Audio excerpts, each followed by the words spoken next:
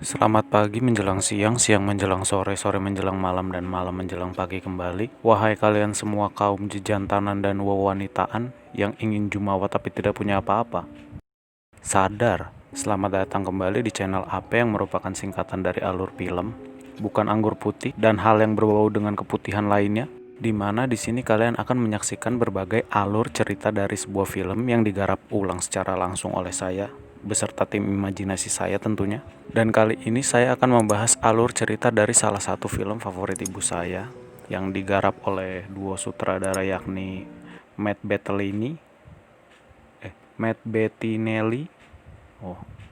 Bettinelli Olpin dan Tyler Gillett.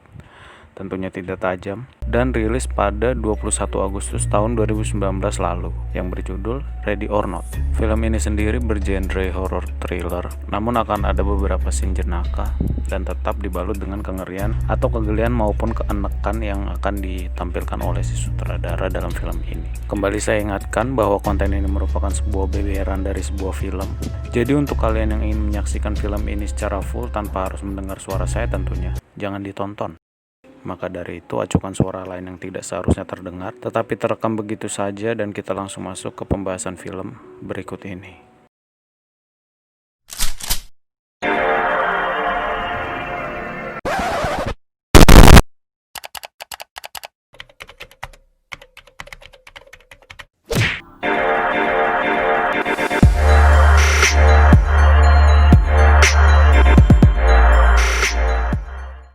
Di awal film kita akan diperlihatkan dua orang anak laki-laki yang sedang lari dari kejaran seorang pria, dan kedua anak tersebut diketahui bernama Alex dan Daniel.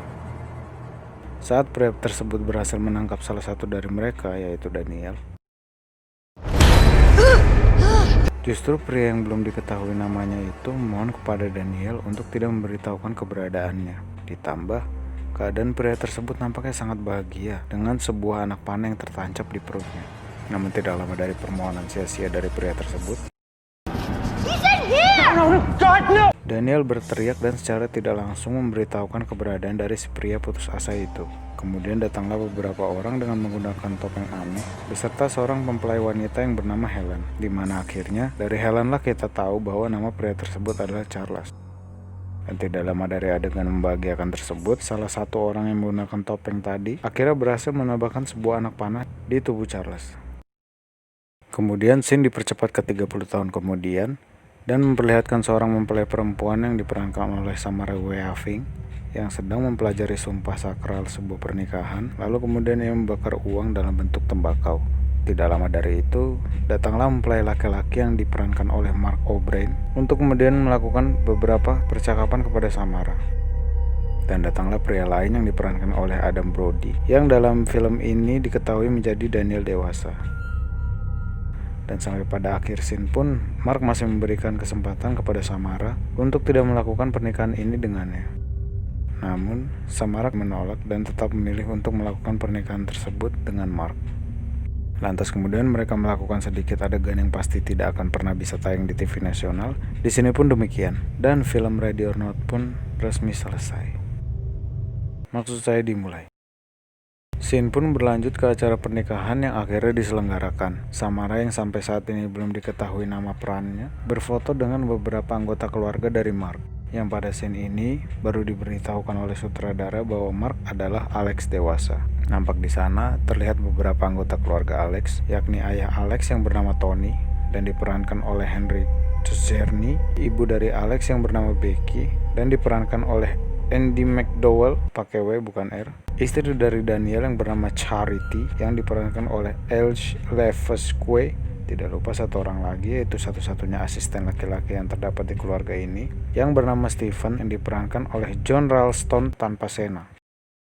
Namun di tengah sesi foto tersebut, nampak seombok nenek setengah renta dengan tatapan yang seolah-olah tidak menyukai Samara. Dan pada scene ini telah diketahui diperankan oleh Nikki Guadagni. Akhirnya pada scene ini kita mengetahui bahwa nama peran dari Samara adalah Grace. Dengan seperti tidak ingin membuang waktu, sang sutradara langsung memperlihatkan adegan yang saya yakin sangat disukai para kaum Adam pada umumnya termasuk saya, yakni Grace dan Alex OTW menuju pembuatan manusia baru. Setelahnya Grace pun menuju ruang musik, dan di sana sudah tampak beberapa anggota keluarga lain yang sudah menantikan kehadiran Grace dan juga Alex. Tidak lama dari itu, datanglah salah satu anggota keluarga lagi, yakni adik perempuan dari Alex yang bernama Emily, yang diperankan oleh Melanie Scrofano, beserta suaminya Fitz yang diperankan oleh Christian Brun, dan anaknya yang nampak bandel tidak ketulungan. Lalu kemudian mereka semua memasuki sebuah ruangan yang dikhususkan hanya untuk anggota keluarga saja. Dan setelahnya, Tony yang merupakan ayah dari Alex memberikan penjelasan singkat tentang sejarah dari keluarga mereka, sambil memperlihatkan sebuah kotak kecil berwarna hitam. Kemudian Tony memberikan kotak tersebut yang sebelumnya telah ia isi dengan sebuah kartu kosong kepada Grace. Dan nantinya dari kotak tersebutlah yang akan menentukan permainan apa yang akan dilakukan oleh Grace dan anggota keluarga barunya.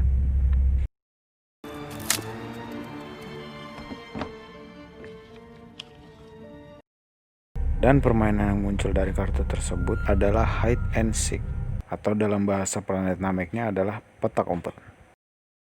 Setelahnya, terlihat Tony yang sedang membagikan beberapa senjata kepada anggota keluarga lain, kecuali Alex, tanpa maksud dan tujuan yang jelas. Dan terlihat juga di sana nampaknya Grace sudah menemukan tempat persembunyiannya.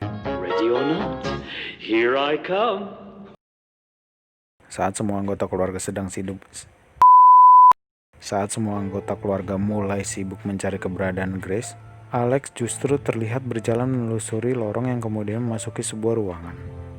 Ketika Grace merasa bosan dengan tempat persembunyiannya dan memilih untuk keluar guna mencari tempat persembunyian lain,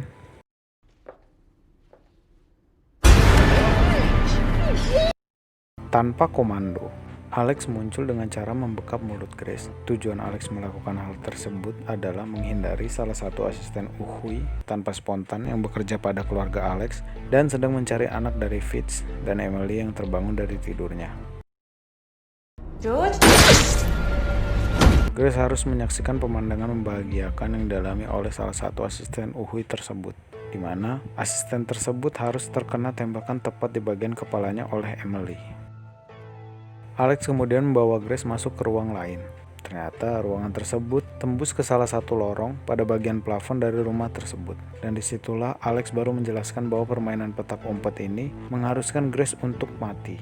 Karena jika tidak, maka hal yang sangat buruk akan menimpa keluarga tersebut termasuk Alex. Lalu Alex meminta Grace untuk terus berjalan mengikuti lorong tersebut sampai Grace tiba di sebuah dapur.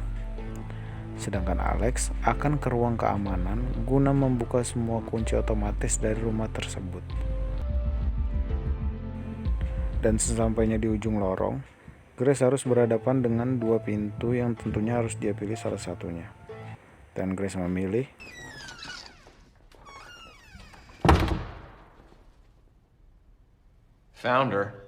pintu yang salah. Namun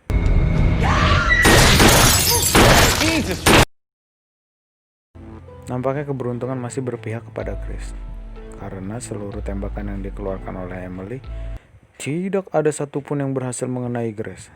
Lalu kemudian saat Grace melanjutkan pelariannya sampai ia memasuki salah satu ruangan,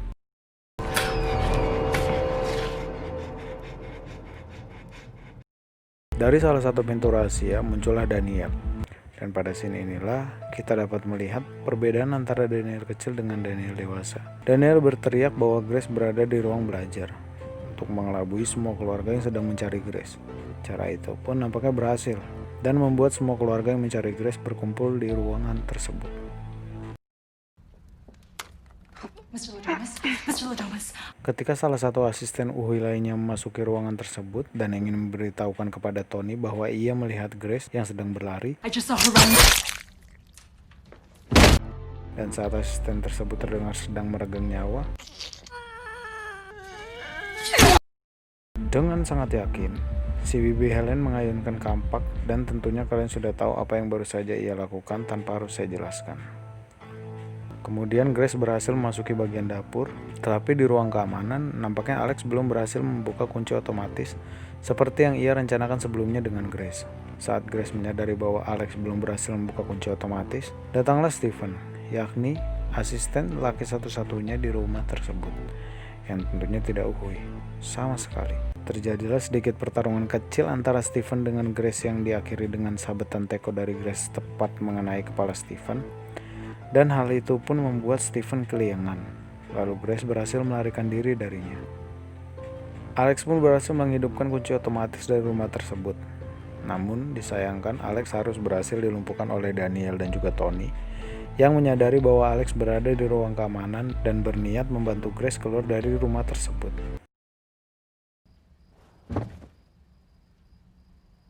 Setelah Grace berhasil turun dengan cara yang barusan kita saksikan bersama untuk kemudian keluar dari area rumah tersebut, lantas Grace membelokkan tujuannya ke sebuah kandang domba yang tidak jauh darinya.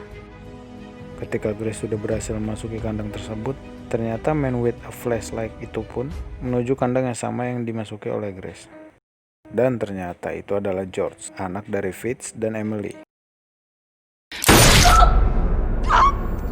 Ia menembak telapak tangan Grace dan membuat lubang yang cukup kecil di sana. Lalu Grace dikagetkan oleh seekor kambing yang menyebabkan ia harus jatuh terperosok ke sebuah lubang yang berisikan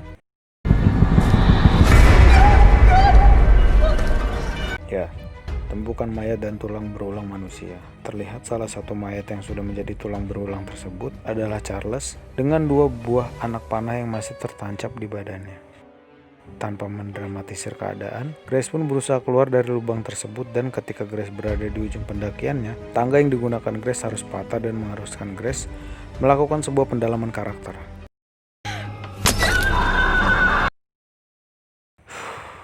Grace pun menancapkan tangannya yang bolong tadi ke sebuah paku yang ada di atas agar bisa membantunya untuk naik. Dan apakah kalian tahu hal yang paling menyakitkan lainnya? Yap, baru saja kalian saksikan. Grace pun kemudian melanjutkan pelariannya untuk bisa keluar dari rumah kematian tersebut. Namun ternyata Charity, yakni istri dari Daniel, melihat hal tersebut dan berusaha menembak Grace.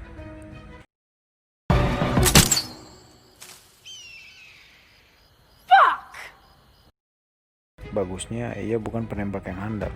Kemudian si Charity ini memberitahukan kepada Stephen bahwa Grace berada di luar dan akan segera melarikan diri melalui pagar di utara rumah tersebut. Grace yang terlihat sudah berada di ujung pagar dan berusaha keluar dengan mematahkan salah satu besi pagar yang terlihat sudah menganga, akhirnya berhasil keluar dengan sedikit adegan yang membuat ngilu sejenak.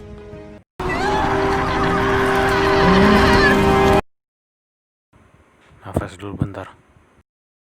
Lalu kemudian ia menyetop salah satu mobil yang terlihat melintas di sana, namun itu ternyata sia-sia.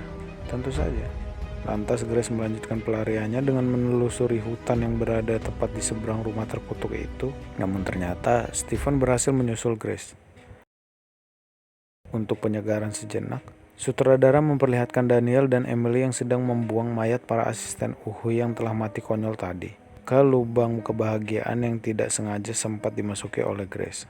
Dalam scene ini pun, Daniel menjelaskan bahwa jika keluarga mereka tidak dapat membunuh Grace dalam sebuah ritual, maka seluruh anggota keluarga akan mati meledak. Dan scene pun kembali ke Grace yang terlihat sedang berhadapan dengan Stephen, yang sudah berhasil menemukannya dan berupaya menabrak untuk kemudian membawa Grace kembali ke rumah terkutuk tersebut. Namun sayangnya, upaya itu gagal karena Grace berhasil membalikkan keadaan dan mengambil mobil yang dikendarai oleh Stephen untuk kemudian pergi menjauh dari area rumah terkutuk itu. Saat sudah berada di dalam mobil dan terlihat Grace sedang meminta bantuan melalui TripSafe, ternyata dari pihak TripSafe sudah terlebih dahulu mendapatkan laporan bahwa mobil tersebut telah dicuri, dan dengan sangat disayangkan, pihak TripSafe harus mematikan paksa mobil tersebut karena Grace lah yang tertuduh sebagai pencurinya. Di tengah kenyataan menyedihkan itu, Grace dikejutkan oleh kehadiran tiba-tiba dari Stephen yang entah bagaimana sudah berada di sana. Saat dalam perjalanan kembali ke rumah terkutuk tersebut, Stephen sempat menghubungi anggota keluarga lain melalui video call bahwa ia berhasil menangkap Grace. Tetapi Stephen tidak menyadari bahwa ternyata Grace sudah sadar karena volume dari radio yang ia putar terlalu pelan.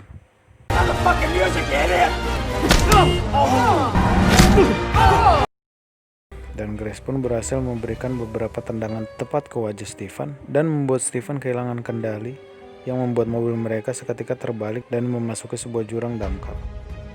Sutradara film ini seperti tidak memberi waktu untuk Grace bernafas lega sejenak. Karena ketika Grace berhasil selamat dari kecelakaan yang baru saja ia alami, ia harus bertemu Daniel sambil menodongkan senjata ke arah Grace. Dan kali ini, nampaknya Daniel tidak akan membiarkan Grace pergi begitu saja seperti yang ia lakukan pada scene sebelumnya. Dengan sedikit percakapan yang mereka berdua utarakan, Daniel memang tidak menembak Grace. Namun ia memberikan sedikit hantaman menggunakan senjata ke wajah Grace, dan hal itu pun membuat Grace seketika tak sadarkan diri kembali. Scene berpindah dan memperlihatkan para anggota keluarga lain yang sedang bersiap untuk melakukan ritual, karena Grace sudah berhasil dilumpuhkan. Dan terlihat juga Alex yang sudah sadarkan diri dan berupaya melepaskan pasungan borgol di tangannya dengan cara seadanya. Lalu ritual pun dimulai. Kemudian seluruh anggota keluarga meminum sesuatu dari sebuah cawan yang diberikan oleh Daniel, dan saat Tony akan mengayunkan pisaunya, ternyata Daniel sudah memberikan racun pada minuman tersebut, dan tentu saja membuat anggota keluarga lain termasuk Tony keracunan dan muntah darah. Terlihat juga di ruang lain, Alex sudah berhasil melepaskan diri dari jeratan borgolnya. Ternyata racun yang Daniel berikan tidak membuat mereka yang meminumnya mati. Dan tidak lama dari pelarian mereka, Charity, yaitu istri Daniel, menemukan mereka berdua dan menodongkan sebuah senjata tepat ke arah Daniel. Lalu kemudian, tanpa beban sama sekali, ia menembak suaminya sendiri tepat di bagian leher dan menyebabkan Daniel meregang nyawa seketika. Grace yang melihat hal itu lantas membalas dengan tanpa rasa takut menghampiri Charity dan memberikan hantaman maut yang seketika membuat Charity tergelepak begitu saja. Kemudian Grace melanjutkan pelariannya sendiri. Namun lagi-lagi ia harus bertemu dengan si kepala utama dari keluarga ini, yaitu Tony. Tanpa memberi perlawanan yang berarti, Grace dengan mudah memenangi pertarungan yang amat sederhana tersebut.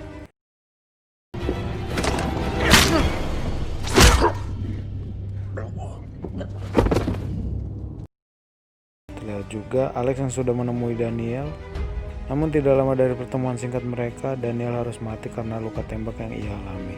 Setelahnya Grace menghadapi Becky, yakni istri dari Tony dan ibu dari Alex, di mana dalam pertarungan kali ini tentu saja dimenangi oleh karakter utama, yaitu Grace, dengan cara memberikan beberapa hantaman lembut pada wajah Becky dengan menggunakan kotak kartu terkutuk yang memulai semua mimpi buruk dengan permainan petak umpet kematiannya. Namun ternyata penghantaman maut yang dilakukan oleh Grace tanpa sengaja disaksikan oleh Alex. Ya, Alex menangkap Grace. Terlihat dalam film, Fajar yang sudah mulai menunjukkan eksistensinya, dan dengan segera semua anggota keluarga melakukan ritual dadakan untuk membunuh Grace agar mereka semua tidak mati meledak. Saat Alex yang kali ini menggantikan peran Tony untuk menjadi Algujo penikam, tusukannya meleset dan tidak membuat Grace mati. Lalu Fajar pun tiba. Tidak terjadi apapun kepada mereka semua, sampai saat Bibi Helen akan mengayunkan kapak kepada Grace.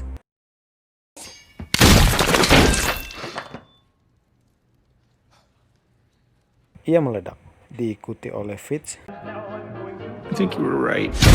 Charity, Emily, dan kedua anaknya. Lalu Tony, dan diakhiri oleh Alex. Dan film Ready or Not pun resmi dimulai. Fuck. Untuk penikmat film horor seperti saya yang tidak membutuhkan alur cerita yang rumit dan mudah untuk dipahami, film Ready or Not ini cukup memuaskan untuk ditonton, bukan ditunggangi. Dan kesimpulan yang dapat kita ambil dari film ini adalah, menikah dengan seorang anak pengusaha mainan bukan berarti Anda tidak akan dipermainkan. Quotes Mario Tegang. Dan demikian alur film Ready or Not tahun 2019 kali ini. Jika dari kalian ingin kasih kritik, saran, atau rekomendasi film yang tentunya menarik untuk dibahas, boleh celupkan di kolom komentar. Tombol like, dislike, subscribe, dan loncengnya seperti biasa terserah mau kalian apakan juga. Saya, Sen, Dir, dan Ian mengundurkan jabatan dan sampai jumpa di episode Alur Film berikutnya.